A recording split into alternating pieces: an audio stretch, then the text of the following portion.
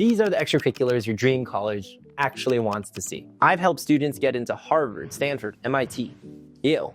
And I'm telling you, you don't need 20 clubs or a nonprofit. You need these 6 steps to build extracurriculars that actually matter to your dream school. Even if you're starting late, let's get into it. Don't fall into the trap of thinking you need to be the best at just one thing. You're far better off doing this instead. You can actually stand out more by developing 2 highly distinct disciplines, like cryptography with ancient history, rather than just being elite at debate. One of the best approaches that I see is just adding kind of like a side ability. You know, like in video games, you have your main power and like a secondary power. If your main power is computer science, just adding one tiny humanities like history or English literature, especially if you can make it a niche kind of literature, Spanish literature, Arabian literature, already that makes you a way better applicant. Truly, it's that easy. Essentially, the problem with the single edge is, firstly, it's really outdated. That might have worked 20 or 30 years ago. But the second real issue is that you have to fight. You have to compete against so many other people to climb to the top of the ladder, the top of the pyramid. When in reality, you're not a bug. You're not expected to specialize and be world-class in one thing. You're a human being. And high school is a time to try many different things. Literally, one of the Yale supplemental essay questions 5 years ago was, Yale loves this concept of and. Tell us how you're a student that does this and this and this.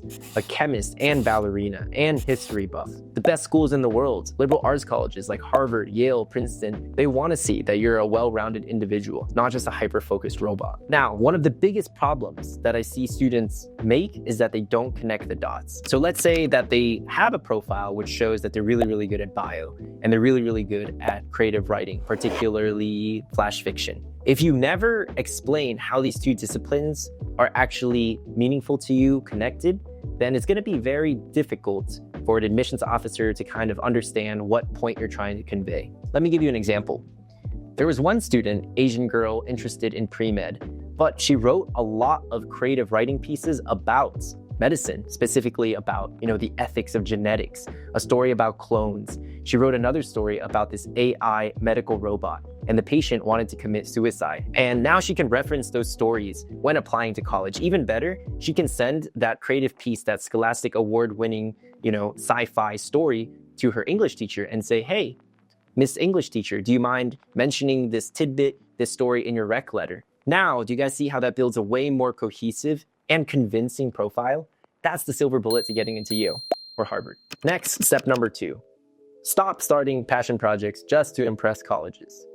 Instead, do this. A lot of college admission officers hate it when students create a new initiative, but there's already several nonprofits in the area that do the same thing. Just last week, I had a high schooler do one of these intro calls, which, by the way, are completely for free. Check it out in the link below.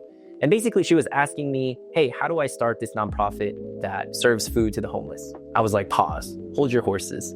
Rather than making yet another initiative that feeds the hungry, feeds the homeless, we need to make this passion project unforgettable. So I took a look at some of the other interests, extracurriculars in her profile, and I saw that she was really interested in nutrition. What if this new service food initiative did a nutritional audit and analyzed every ingredient, how it was being cooked, all the foods that were being served in the kitchen, then rank them based on, which dishes are the most nutritious, which dishes cost the least and heal the body the most. Boom. All of a sudden, you have a way more interesting passion project, something that will set you apart from the crowd, is very, very easy for you to write an essay about, and for a recommender to mention in their letter as well. Please stop chasing prestige projects that backfire, things that people have already done, when in reality, what's really going to help you move the needle is creativity, specificity, and authenticity. Something I've observed throughout my years as a college consultant is that these days, passion projects, they're really, really common. That's because the barrier to entry is so low. Even international students who might be struggling with poverty or hunger can still access YouTube and create some really impressive passion projects. So if you, a middle class or a pretty wealthy applicant, haven't created something, it can be a bit of a mark against you. It's kind of like not having a great GPA. Then the question becomes, how do I start? You don't need to make it a national or international nonprofit that is saving lives and has millions in revenue. No, start with something so ridiculously small, it's impossible to fail. Again, as somebody who has created a bunch of different service initiatives, co-founded 2 companies. The hardest part is getting started. Step 3, resist the urge to hide hobbies that seem quirky or irrelevant. Sometimes I see students literally not include incredibly interesting activities, like being really, really good at the yo-yo or playing paintball for fun. Or for me, it was breakdancing. Like I almost didn't include it in my activities list and I put it down as activity number 10. When truth be told, these are some of the best essay topics and can really help you stand out as an applicant. Let me give you a few examples. One of my students got into MIT by writing about finger tutting. He talked about how it was an intellectual exercise in creativity and how he would do it on the bus to school, back home. He would teach his friends to do it. And it ended up being the only essay I've ever read about tutting. And I've read thousands of essays. I didn't realize just how unique breakdancing is. Actually, there are fewer breakdancers in the world than professional bowlers. Isn't that wild? And I didn't know that it could really position me as a standout applicant. Even though I didn't have really impressive metrics to mention, I had some really cool stories. Like I could have written about that time where I stayed with my friend every single week and we would practice this power move, the windmill. Every single week without fail, we would go to the wrestling mats where the floor was a little bit softer and we would practice and practice and practice. And it literally took us 10 months to learn this move together. And when we learned it, oh my gosh, it was honestly one of the top 50 days of my life. That could have been a banger story. Trust me when I tell you that's the kind of story that Harvard and Yale want to hear. Lean into the thing that makes you different. Double down on it because being different is how you win. If you can combine your out-of-pocket activity with service, with an academic discipline, with a passion project, now you're really cooking. Moving on to step 4, avoid spreading yourself too thin across dozens of random clubs. Do this instead. If uniqueness is one of the best extracurriculars, then the second best extracurricular is succeeding in a very traditional power club.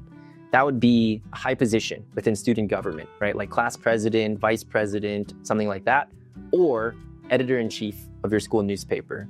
Yale in particularly loves people who work in school newspapers. Admission officers place equal emphasis on roles like Eagle Scout or team captain. This is the part where you need to get very strategic and tactical with your extracurriculars, specifically your input versus your output. I ran for student government 4 times. I won 2 elections and I lost 2 elections. And the way that elections, student government works in most schools is that the most important period is basically the campaigning period, when you convince people to vote for you. The good news is that that's really only intense for a few weeks. Now, in comparison, let's take a role like editor-in-chief.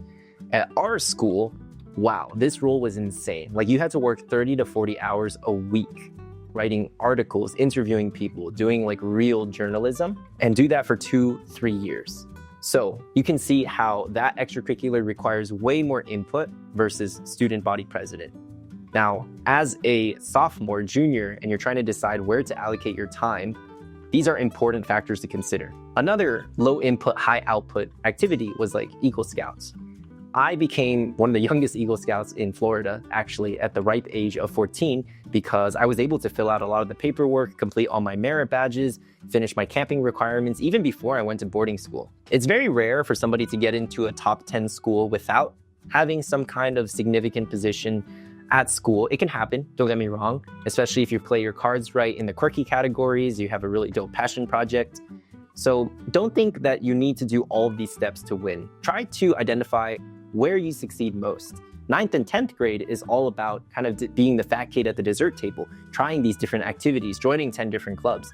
Then you'll see which one do I actually have a really high probability of obtaining a leadership position in, number 1. Which one do I actually enjoy the most? And number 3 is just kind of which one is easiest for me? The key concepts I want to emphasize here is creating chunky extracurriculars while also balancing extracurriculars that last the whole year, right? So if you're playing music, that's something that you probably do every single week. This is how you take the stress away from kind of a chunky extracurricular, and you just create more time, space, and energy for yourself in the long run. Step 5, make your activities look legit and credible. This way you can set yourself apart from 90% of other applicants. This right here is the secret sauce to not just succeeding in college applications, but also getting a job, starting a successful business. It all applies. When an admissions officer sees a new initiative, a new club, a nonprofit, a service project, they're gonna think to themselves, is this legit? Your job is to offer proof. How? You can use your service project and apply for some kind of competition or award. And even if it's just a couple $100s, boom, you get this stamp of approval that says, hey, the Trenton City office gave us this grant. Another way, perhaps the easiest way to establish legitimacy, is by getting featured. You, a student, have an unfair advantage, which is that the general public, people in journalism, local news channels, want to highlight young people doing really cool things. I'll attach a template on how to email local news offices, but if you're doing a cool initiative, you can email and contact 5, 10, 15 different local journalism agencies. I promise you, if you emailed 10 local journalists, you would get some responses. You could even invite just your school newspaper to come highlight your event. That is hands down one of the best ways to level up any extracurricular. Number 6, what to do when you're running out of time. Here are the two main options. First is the rabbit hole technique, and the second is the weekend passion project. The rabbit hole technique is super similar. You go hella deep on an academic idea, subject, discipline. It shouldn't feel like work either. It can be something fun, like you watch, rank, analyze every single Wes Anderson film. Or maybe you're a huge math nerd and you want to take a crack at the millennium problems. You know, those famous unsolvable math questions. One of my students actually did that and wrote an essay about how he's drawn to the unsolvable. Those like really difficult problems that still have no real defined answers to. Turned into an amazing essay. Super refreshing, interesting way to position himself differently from an Asian math kid. He then compared the millennium math problem to One Piece. And he talked about how nobody knows what the One Piece is, and he's just drawn to mystery. He wrote his Common App essay about that, and it was so good. Now he goes to Carnegie Mellon for math. After you do the rabbit hole technique, you need to do two things. Write an essay about it and tell your teachers about it so that they can reference this anecdote, this story too. It is so powerful when the same situation is being interpreted and told from two different people. The second option is to do something that's a bit more action-oriented. Instead of kind of just absorbing material, reading, analyzing, watching, you create something, right? So a bit more in lines with the concept of a passion project. One student who got into Yale, he was really into health. He was really into nuts, actually. Spent an entire weekend with his best friend baking 20 different kinds of protein bars, baked goods, evaluating and analyzing their nutritional value. And then he wrote an essay about it. Amazing use of his time. A lot of kids don't know that taking care of family members can count as a quirky or underrated activity. So before I forget, mention that in your activities list. You can even write an essay about it. You can even have a recommender mention it, attach it somewhere in your application. This can be in your additional information section. Definitely, family responsibilities counts. If you can combine it with a passion project, so cool. One girl talked about taking care of her elderly dog who was a bit overweight and also blind and deaf. So she created like this custom tool and method of walking him so that he wouldn't keep bumping into stuff and getting hurt. And she wrote an entire essay about that. She got into MIT, Stanford, Columbia, Caltech, everywhere. Just one well-crafted initiative, even done at the last minute. Turn that into a compelling story, and I promise you, it can significantly improve your odds of getting into whatever school you want to go to. Guys, if you made it to the end and enjoyed this video, don't forget to like and subscribe. And also, I have a strong feeling you might like this video too. Check it out. Until next time, my dear virtual little sibling, peace.